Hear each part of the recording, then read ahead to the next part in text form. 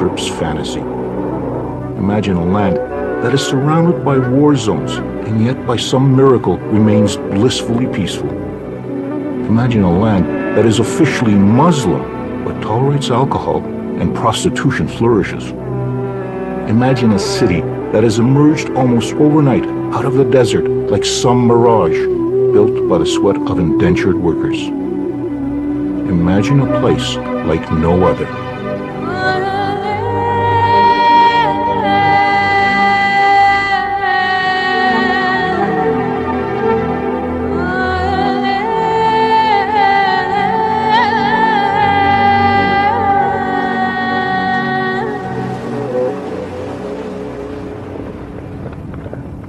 It's unusually quiet this morning at the old Camel racetrack in Dubai. All the real excitement is happening just down the road. For today is the final meet of this year's racing season. Horse racing, that is. It is also the social event of the year, where the rich and mighty get to mingle with the lower strata of Dubai society. They've all come here to witness the richest horse race in the world. At this year's Dubai World Cup, just over $21 million is up for grabs. However, there will be no wagering by the public at this event, for Dubai is a Muslim state, and gambling is forbidden. Nope, all that money will go to the owners of the winning thoroughbreds. And among those owners is the host of this event, Dubai's leader, His Highness Sheikh Mohammed bin Rashid Al Maktoum.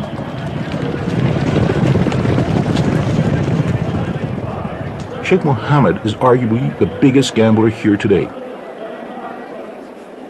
He's betting that his vision of Dubai as the center for a 21st century Arabian Renaissance will prove to be a winner. Sheikh Mohammed came and said this is now a time for Dubai to go global, to surpass its locality and the region and try to reach to the furthest possible point in the globe. To help fulfill his vision, Sheikh Mohammed turns to the male members of his ruling Maktoum family. They help run what is known as Dubai Inc. For Dubai functions like a family business, but a family business whose CEO is not afraid to take risks. A stunning example of Sheikh Mohammed's risk-taking juts out of the Arabian Gulf. There was an idea to put a hotel on land. And His Highness said, no, he said, we want something dramatic, something inspiring coming right out of the sea. So we would build our own island and we would build a hotel on the Burj Al Arab island. Burj Al Arab, Arabic for the Arabian Tower, is linked to the mainland by a closely guarded causeway, one way to keep gawking tourists from this many-splendored edifice described by the media as the only 7-star hotel in the world. The market called it 7-star. There may not be a 7-star hotel, but I would certainly claim that it is the most luxurious hotel in the world. Burj Al Arab, with its gold leaf, marble, satin, and crystal, oozes over-the-top opulence. Almost the height of the Empire State Building, it is also an engineering wonder, with a Teflon-coated veneer shaped like a sail. At this hotel, there are no rooms to rent, only double-floor suites, a mere 202 of them, with rates starting in the low thousands.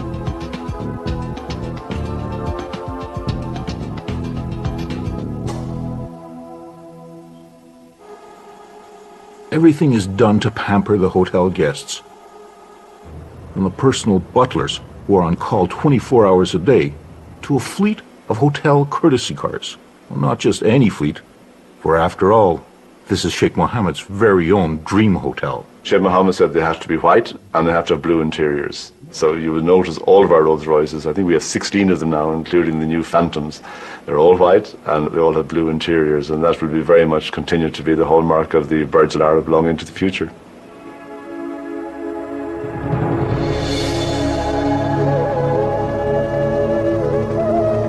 Arriving or departing guests who would rather avoid being stuck in the world-class traffic jams of Dubai can opt for an alternate means of transportation. The hotel's helipad is used sparingly. Guests complained about the noise. The helipad, though, was the site of a great publicity stunt. The Agassi Federer tennis match put Burj Al Arab onto the newscasts and front pages around the world and helped consolidate the name of Dubai as a brand. This is one city that has done its share of marketing and promoting itself. So, the attraction comes with the good marketing and the good selling of Dubai. Dubai's biggest promoter and ruler, Sheikh Mohammed bin Rashid Al Maktoum, is the latest in a line of the Maktoum family who've reigned over this place.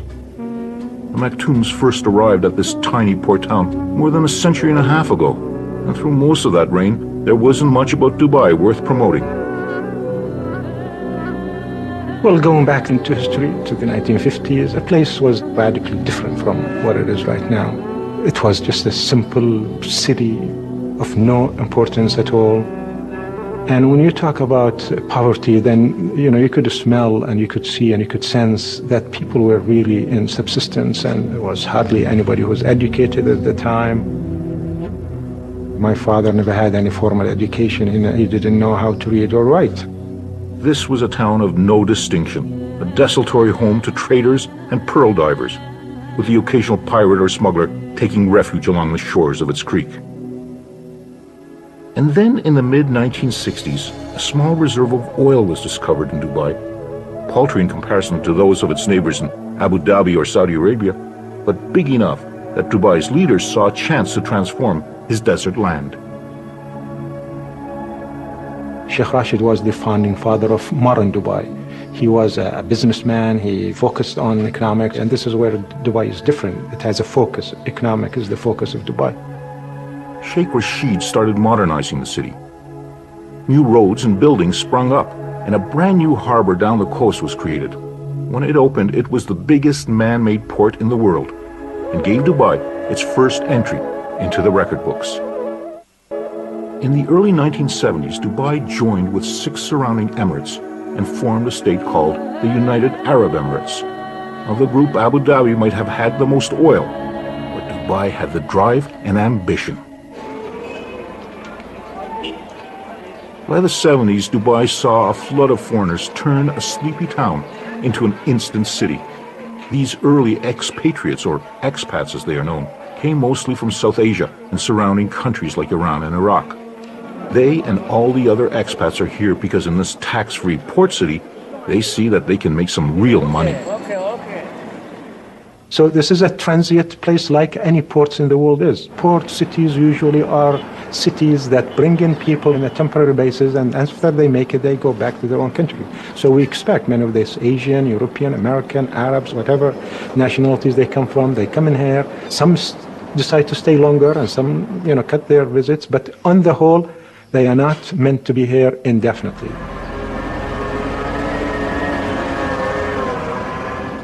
That's certainly what Hans Kraus, an architect from Canada, thought when he arrived in the early 90s. This was going to be a temporary job for him.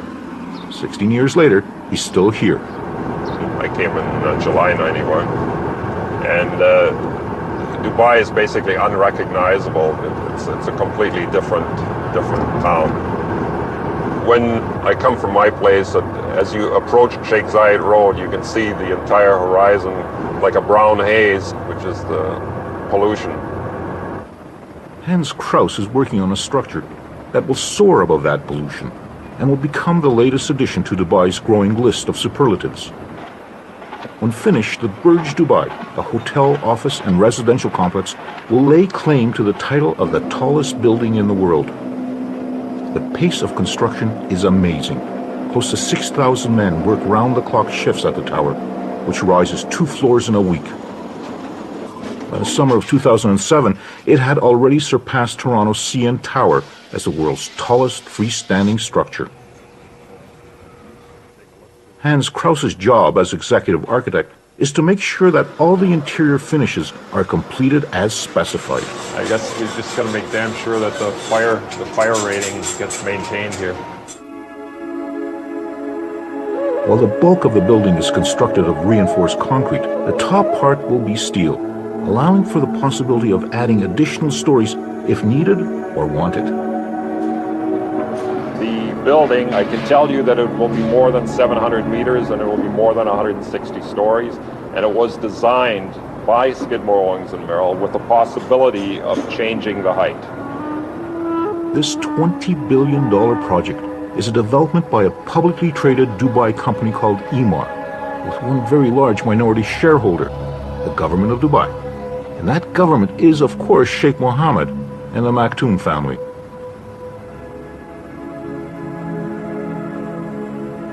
Even before the first level of the Burj Dubai was completed, virtually all the apartment units were sold out in 2 evenings. Investors wanted to buy 3, which Emaar did not permit. Investors were limited to maximum 2 floors. And I believe like a 2-bedroom apartment, I'm not sure what the going rate is. I'm sure it's got to be $1.5 million somewhere in there. Emaar, not satisfied with just having the tallest building in the world, has gone after another record, the world's biggest mall. Dubai Mall, a 12 million square foot monster, will dwarf the 30-odd malls already in business in Dubai, including the city's current favorite, the iconic Mall of the Emirates.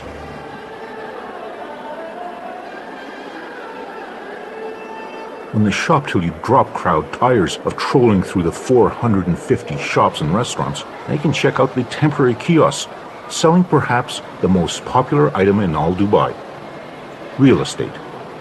The real estate market is red hot.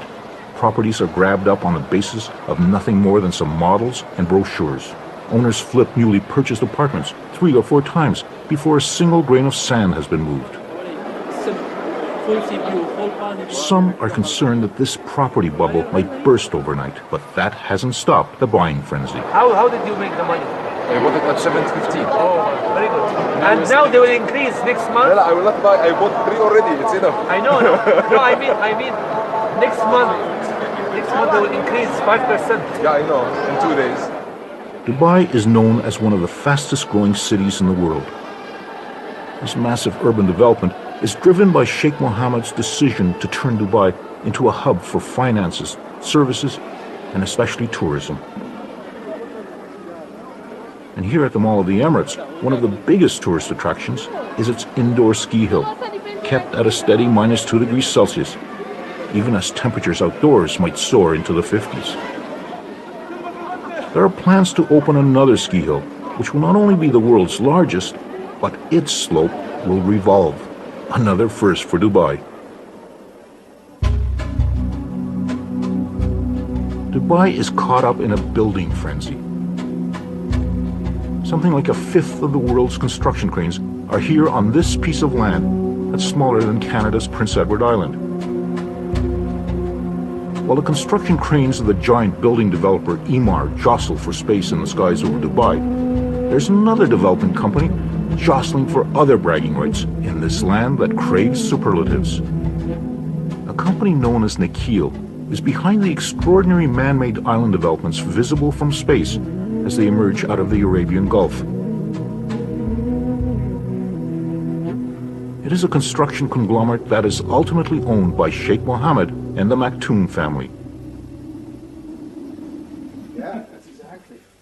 So we can actually Among the senior management at Nakheel is a Canadian. Robert Lee was recruited from Vancouver, where he worked on some of that city's largest property developments. The biggest difference that anybody goes through when they first come here is a sense of timing. The typical real estate development in North America and other places would take between 5 to 10 years. Here, it's 3 years. So everything you do is a lot compressed, and you got to do it fast. As quickly as building plans are announced, they are gobbled up by voracious buyers, eager to indulge in Dubai's real estate banquet. And by far the most coveted properties are those that have some view of the sea. If you look at Dubai from one end to the other end, it's about 65 kilometers of shoreline.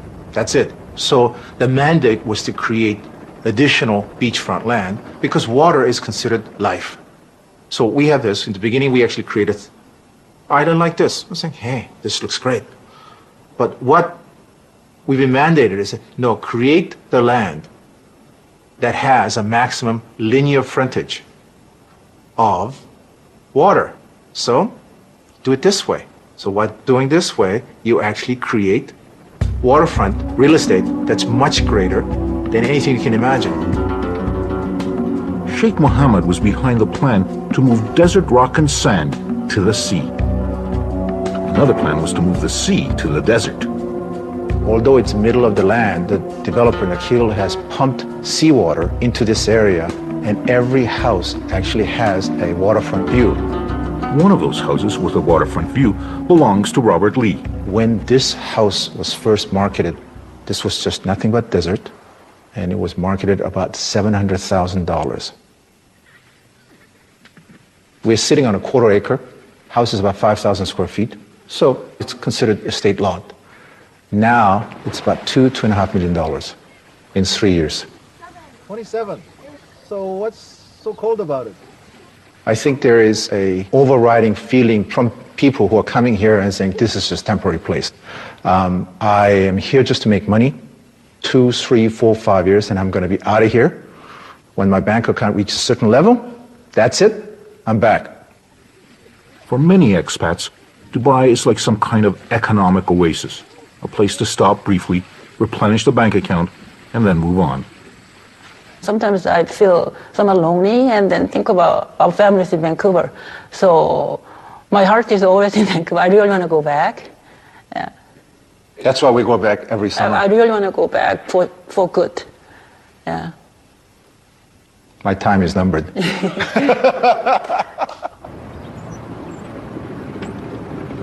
A near constant replenishment of expats is vital for Dubai to survive. The locals, the Emirati, are less than 20% of the total population. Someone has to do the work. For the most part, Emirati can lead a very privileged life. They benefit from an elaborate welfare system. If they want to, they can have free education right through postgraduate school, subsidized housing, incentives to marry a fellow national, and the opportunity to get government jobs. The uniform for males of this leisure class is the traditional robe known as a kandura. Expats call it a dishdash. Today, some 30 Emirati have set aside their kanduras and put on the uniform of a cadet pilot at Emirates Airline.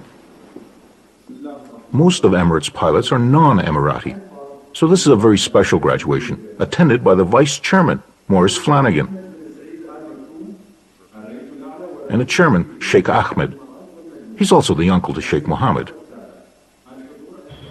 They were both there at the very beginning of what has become today the fastest growing airline in the world. It was in 1985 when Sheikh Mohammed decided Dubai needed an airline. He gave $10 million to start the airline and said, don't come back for any more. And don't expect any of that protection against competition, because that's not what we do in Dubai. The open skies policy will stay. He was so wise. But his best gift to the airline was to appoint Sheikh Ahmed, who was only 25 at the time, as chairman. You know, I have a boss actually who always tell me, if you wake up in the morning, things will be positive, then the whole day will be positive. So actually, we do get a lot of encouragement from him to go ahead. He always said people sometimes can make mistakes. We always calculate risk. They've helped turn Emirates Airline into a major player in the aviation world. It has on order more new Airbuses and long-haul Boeing planes than any other airline. It's a Maktoum family business, which makes it rather special. It's got to be good, look good, and make money. Dubai has become virtually overnight a mecca for tourists, even though it is situated at the edge of a variety of war zones. Attracted by the beaches and various Disney-esque entertainments, Dubai's biggest draw remains shopping. Even the airport terminal is turned into a shopping emporium where kitschy Middle East knickknacks compete with kilo bars of gold for the tourist dollar. And expectations are that by the year 2010, 15 million tourists will come to Dubai. Strategically located, it's also becoming a major link to the booming Asian and South Asian markets. We're trying to make Dubai a hub for the region. We are courageous to do things here in Dubai on such a big scale. When we announce it, it makes the news in the rest of the world. The latest news is that out in the desert, Dubai is building not only the world's largest airport, but also potentially the world's busiest. Eventually, it will accommodate something like 145 million passengers a year. People say, you don't talk about airports more than 100 million a year. We talk about this stuff in Dubai. we know that it's made to work in Dubai. As the sand is moved to create another gargantuan project, destined for the record books, there is one record that Dubai can be less than proud of. Wherever another of Dubai's monumental projects pops up, they are there. They are the muscle that pours the concrete, moves the sand, ties the steel rods.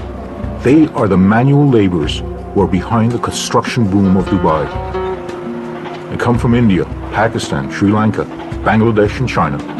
There's almost 1 million of them, and they're here for one reason only. They're trying to earn more money. You can't get this much money in their home country. After their shift change, they are shuttled in buses back to their work camps, like this one at Sonapur, a word that means city of gold in Hindi. But this city of gold is somewhat tarnished. 150,000 men are jammed together to eat, wash, and sleep in overcrowded dorms. He wakes up at 4:30 in the morning, cooks his breakfast, and by 5:30 takes a shower and all, gets ready. By 5:30 they start for their work site, and the whole day he works out there. By 6 o'clock and starts back for home, and the time they reach home, maybe sometimes 8 o'clock. After getting back, they wash their clothes and again cooks for the dinner, and then they go to sleep.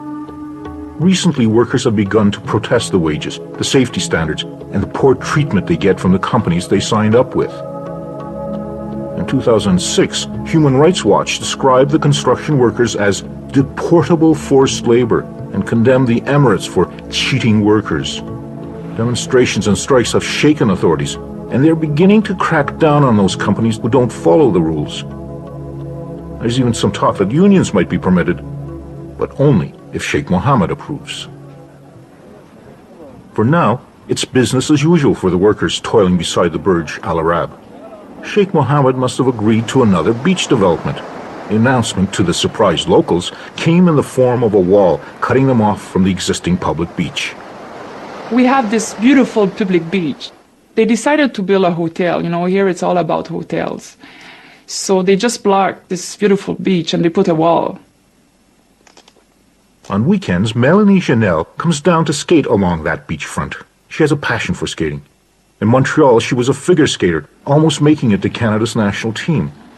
And just as it is in Canada, skating outdoors here turns out to be definitely a seasonal pastime. During summer, it's so hot that if you want to do sport, you have to do it in the morning, 6 o'clock in the morning, because at 7 o'clock, it's already like 40 degrees, so you just forget about it. I've been here for 1.5 years. The first year was quite difficult to find a place where to live. I rented a villa not really far from the beach, and I have 4 roommates.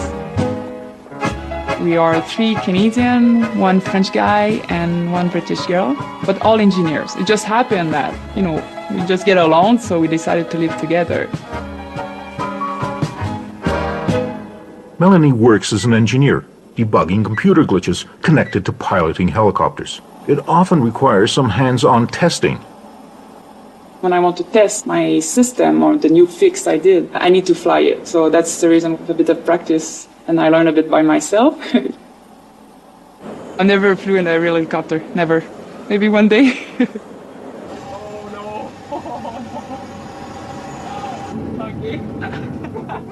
Simulators can help pilots prepare for real-life situations. But there's no simulator that prepares expats for the realities of the Great Divide between them and the local Emirati. At my work, there's no Emirati. Yeah, there's just no opportunity to meet them. You know, the culture is different. Yeah, they are different. Adding to the cultural divide is a slew of local rules expats are expected to know and follow. So they have a lot of regulations for us, which is normal, you know, all these strangers coming to your country. So we need a permit for the alcohol. Everything, we need a letter from our company. And they mention about our salary. For the alcohol permit, depend of your salary, you can buy a little bit more per month. So you get a high salary, okay, you can get drunk a lot. But this is also a land which has Sharia law. And it's not just Muslim women's rights that are affected. It's not easy to be a woman here, and especially single. So what I do sometimes, like everything about car, about the bank, or if I have any trouble, I call my colleagues and they help me. So they just pretend that they are my husband. So I do that often, yeah. Yeah, like here, the culture, the Arabic culture and the Indian culture, they see women differently. And I want to know more about their culture, and especially the women, because it's more difficult to talk to them.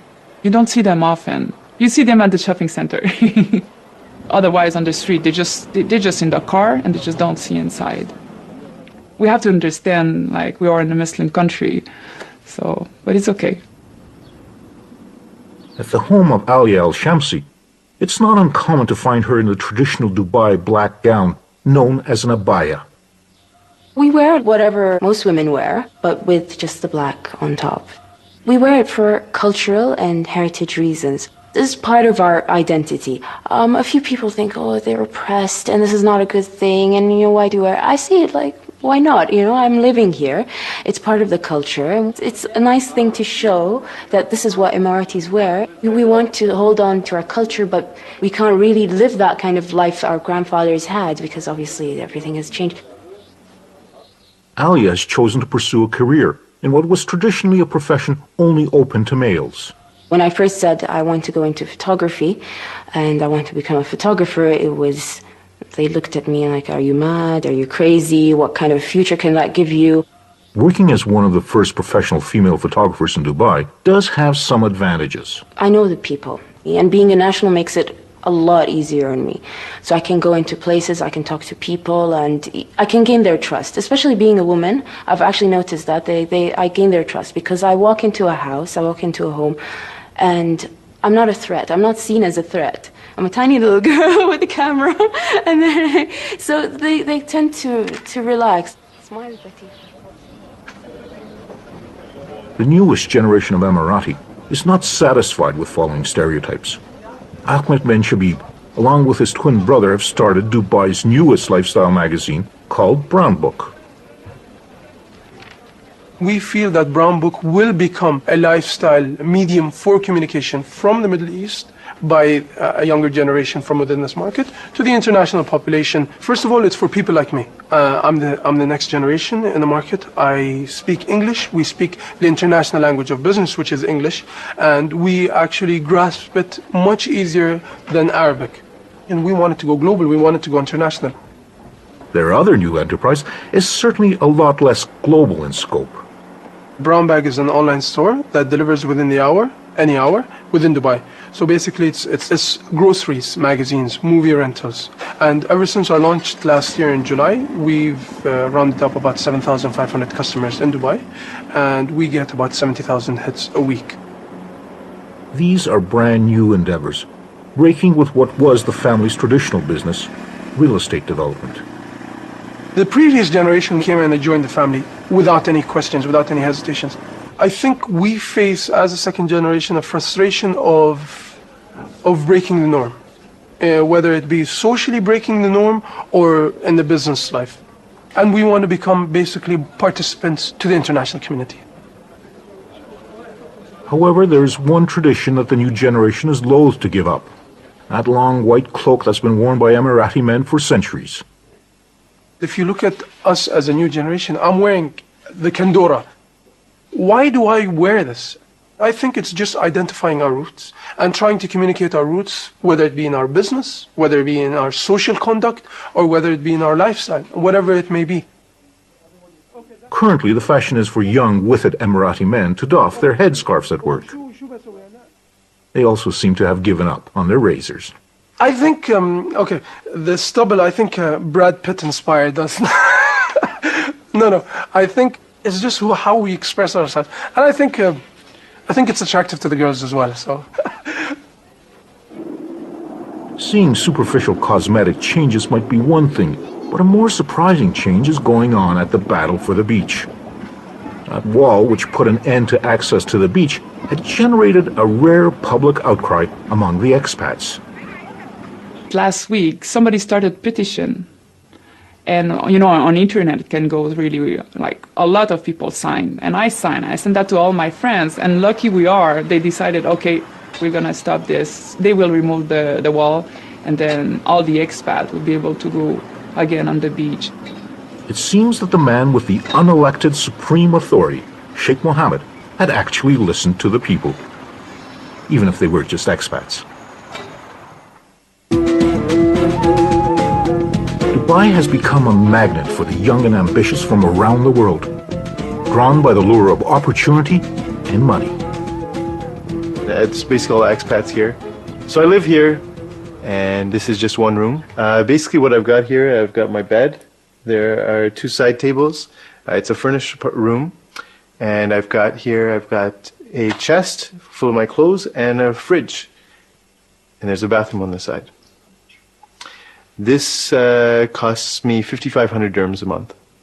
And I think that's equivalent to about $1,800 Canadian. Devinder Rowe is 31 years of age. After working for 6 years in the pharmaceutical industry in Canada, he's come to Dubai looking for something else. I left a perfectly good position back home. And I'm getting interviews in the real estate sector, in the engineering sector, because they need people. From a professional perspective, there is no better place, I think, in this world to come than right here, right now. And that's why I'm here. People come here when they're single, they can take a chance. They can take a chance on their career, on their professional life, and their personal lives. People come here for 2 years, 3 years, and then they want to go home. So they work very hard here, but they play very hard. And it's amazing. It's extremely expensive. They're out and about, meeting people at the same time. They realize that they're going to go back to a regular life. It is a hedonistic lifestyle. Money is one side. The other is how attractive you are. And if you're not decent looking, then you don't represent a good image for any company. Apparently now all these plastic surgery, everything is moving here. Everybody's good looking. You go out to the bars and everything, everybody's fit because people are so conscious of what they look like. I find everybody is attractive, except me. With so many South Asians working and living in Dubai, a place that some call the best-run Indian city in the world, Devinder should by rights fit right in. I'm visibly Indian, visibly Sikh. People treat you a different way. You go into the shopping malls, you go into the stores, and you're always the second to be attended to. If there's a local in the area, then they're always the first to be, helped. One time I was ordering food, and the food was basically right at the front, ready to go. He was going to bring it to my table, and a local came in, said he can't be served before I am, and kind of moved me aside, and he sat down. They didn't give me my food. They couldn't give me my food until he was served and eating. The Emirati are acutely aware that this tsunami of foreigners is having a profound impact on them and their lives. Many of us, the majority of us, let me say, do not like the fact that we are becoming a minority in our own country. And I think this is one of the negative side effects of this massive growth, this double-digit fast growth that the city has gone on to. So there is a problem because we are becoming something like a 20% in our own country, and it's not a good feeling. Many nationals, they would feel that they are strangers on their own land, especially if they go to the old quarter market. If you go sea of different nationalities, an Arab wearing a traditional cloth will be just a drop in that sea.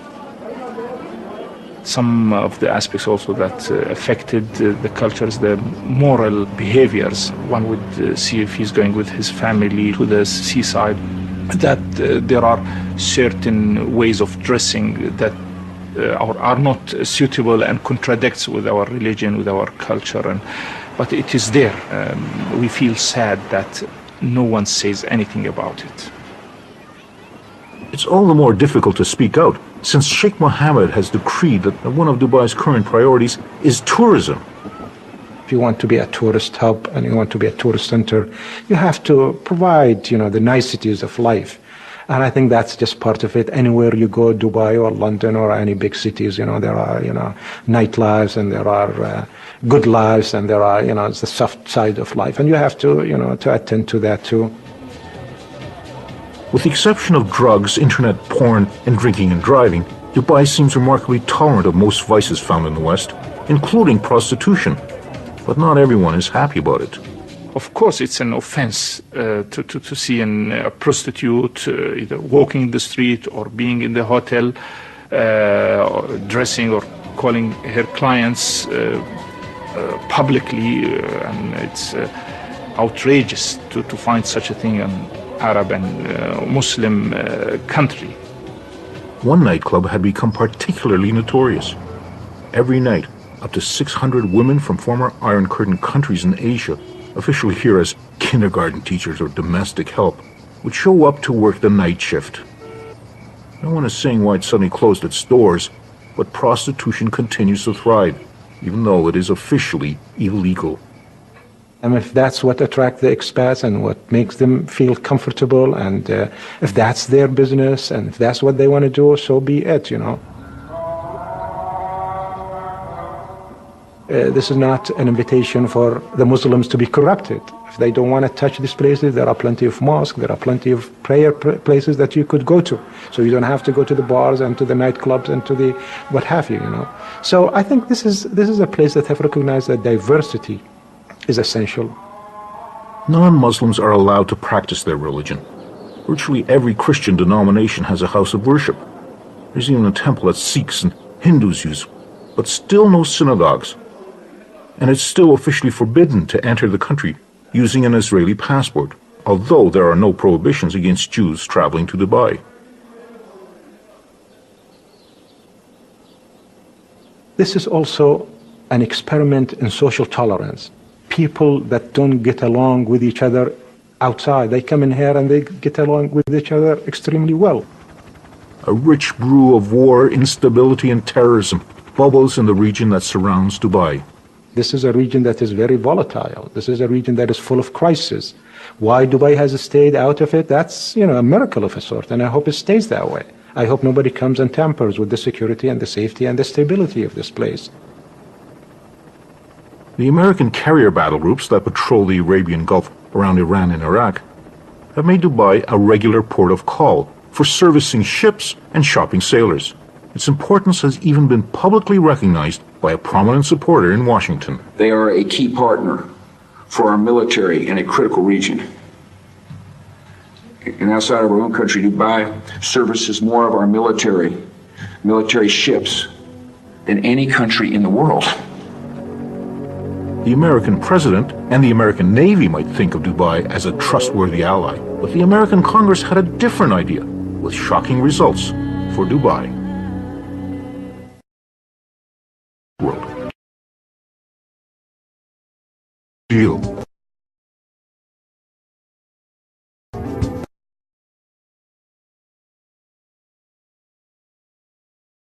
A political firestorm broke out in Washington. Security concerns, ultimately scuttling the deal.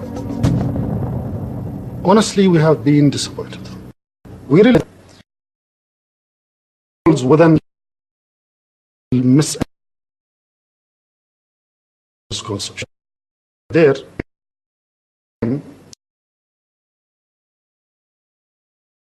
self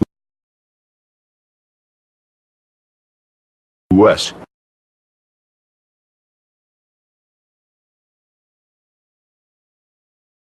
which just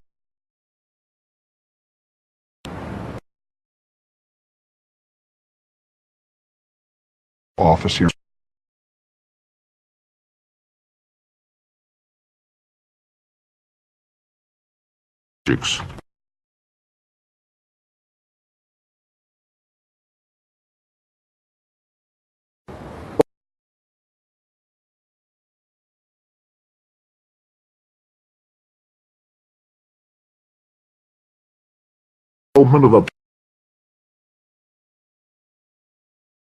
For us,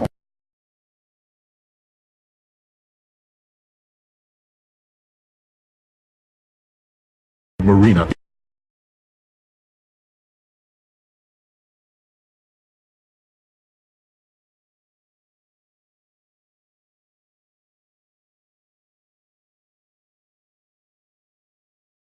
Begin with.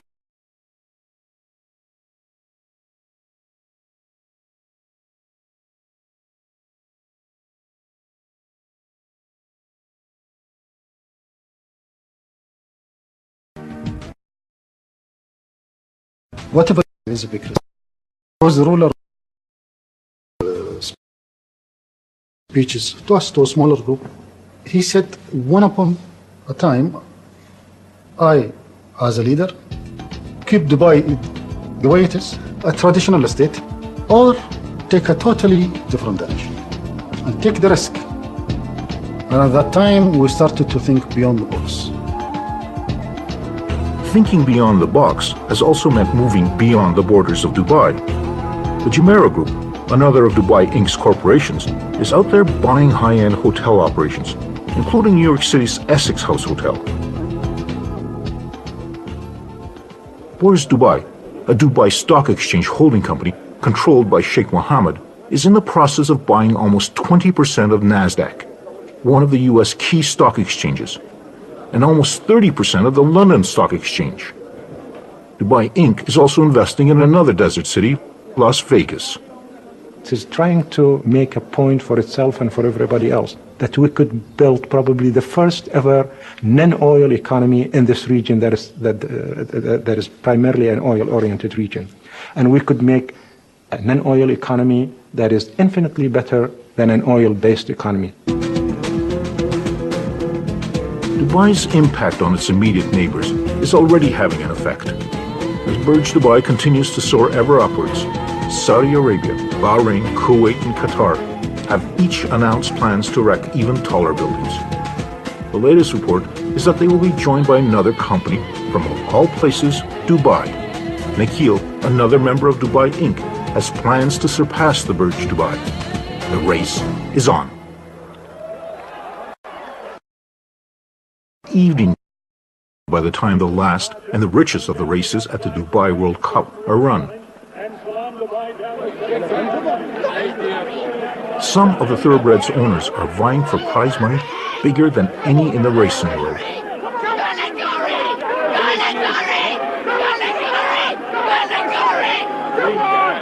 But Sheikh Mohammed is betting on something even bigger, a city-state unlike any in the world today. I think this is the kind of tolerant, modern, acceptable Islam that prevails in here. And this is Islam that goes along well with modernity, goes along well with globalization, that is not extremist or fundamentalist in any way, and I hope this is the kind of Islam that is spreads around. Whether this Dubai is really an economic and social miracle, or merely another desert mirage, depends on Sheikh Mohammed's acumen and continued good fortune. And unfortunately for Sheikh Mohammed, this year's winning purse of $6 million was not won by him.